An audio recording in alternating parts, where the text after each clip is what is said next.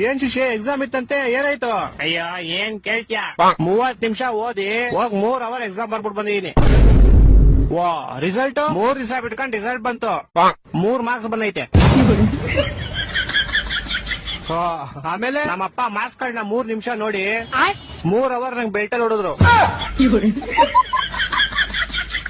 ನಿಂಗ್ ಲೈಫಲ್ಲಿ 3 ಅನ್ನೋದು ತುಂಬಾ ಆಗ್ಬರುತ್ತೆ ಅನ್ಸುತ್ತೆ. ಸಾಮಾನು ನಂಗ್ ಲೈಫಲ್ಲಿ ಏನೇನ್ ಕೆಟ್ಟದೈತೋ ಎಲ್ಲ ಹೋಗ್ಲಿ ಅಂತ 3 ನಿಂಬೆಹಣ್ಣು ತಗೊಂಡು ನಂಗ್ ಮೂಸಲಿ ದೃಷ್ಟಿ ತಕೊಂಡು ರೋಡ್ಗೆ ಎಷ್ಟೇ ಅಪ್ಪ.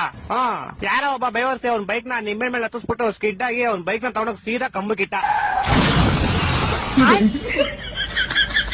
ಬಿಡು ಹೋಗ್ಲಿ, ನಿನ್ ಕೆಟ್ಟದೆಲ್ಲ ಆಕ್ಸಿಡೆಂಟ್ ಅಲ್ಲಿ ಹೋಯ್ತು ಅನ್ಕೋ. ನಾನು ಹಂಗೆ ಅನ್ಕೊಂಡ್ ಆರಾಮಾಗಿದ್ದೆ ಅಪ್ಪ. ಆದ್ರೆ ಗೋಳಿ ಮಗ ಮೂಲಲಿರೋ ಅಂಗಡಿಗೆ ಹೋಗ್ಬಿಟ್ಟು ಯಾರ್ ನಿಂಬೆಹಣ್ಣು ಇಸಿದ್ರು ಅಂತ ಕ್ಯಾಮ್ರಾದಲ್ಲಿ ಚೆಕ್ ಮಾಡ್ಕೊಂಡು ನಮ್ ಮನೆಗೆ ಬಂದ್ 3,000 ರೂಪಾಯಿ ಇಸ್ಕೊಂಡೋದ. ನಮ್ಮ ಅಪ್ಪ ಅದೇ ಬೆಳ್ತಾ ಇನ್ನೂ 3 ಅವರ್ ಹೊಡೆದ್ರು.